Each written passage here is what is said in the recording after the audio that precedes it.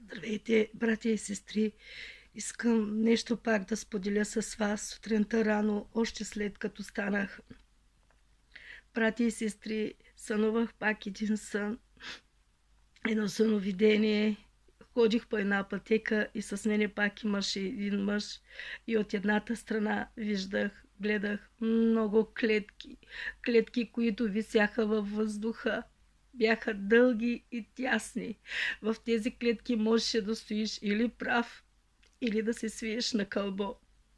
И в тези клетки имаше различни хора, мъже, жени, от различни религии, от различни нации. И клетките бяха на определена далечина. Те не бяха една на друга. Те не можеха да се докосват с ръцете, ако искаха. И тези клетки нищо не го държеше, просто бяха в много високо и хората, които бяха в тези клетки, викаха и стенеха. Клетката беше много ужасна, брати и сестри. И аз виждах тези хора с километри, не знам колко, много народ, всичките в клетки. И аз ми ставаше лошо, като гледам, съчувствах, влизаше в мене една милост. И мъжа, който беше до мен и ми каза: Албена, не дей да гледаш. И аз спрях да гледам, брати и сестри, и ходих по него. Първо спряхме с него. И почна да ми говори вътре в духа. Исус Христос почна да ми говори в духът ми. И ми каза: тези хора, защото аз питах какви са тези хора, които висяха във въздуха в тези клетки. И той ми каза: това са хората, които не прощават. Това са хората, които имат непростителен дух. Кажи на моите, казва Исус Христос, духът на Господа, да се взимат прошките, защото това е живото, спасяващо за тях, за тяхните души.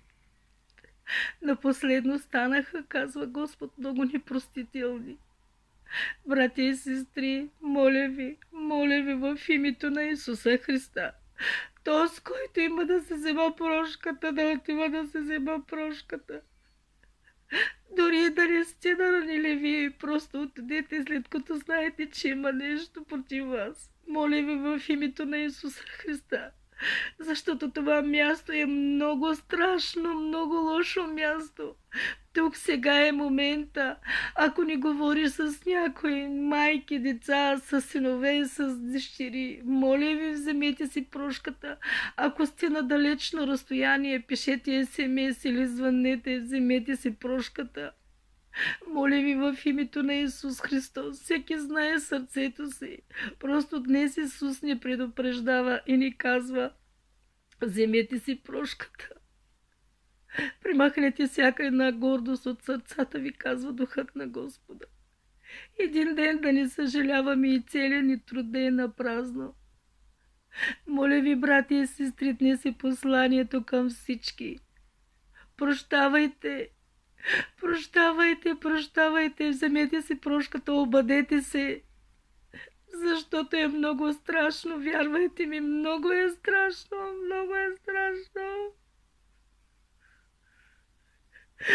Моля ви, брати и сестри, вземете си прошката.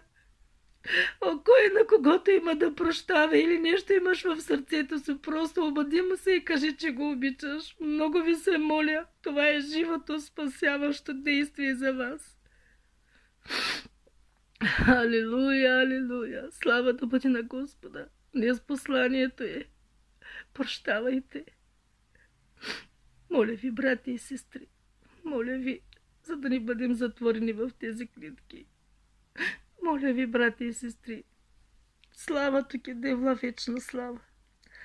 Всеки един сам вече решава вътре в себе си. Халелуя! Божия мир с вас и благодат. Този, който се снишава, казва Господ, аз ще го възвишавам. Нека да се снишаваме, брати и сестри, за да може да бъдем с нашия Господ Исус Христос. Алилуя! Амин!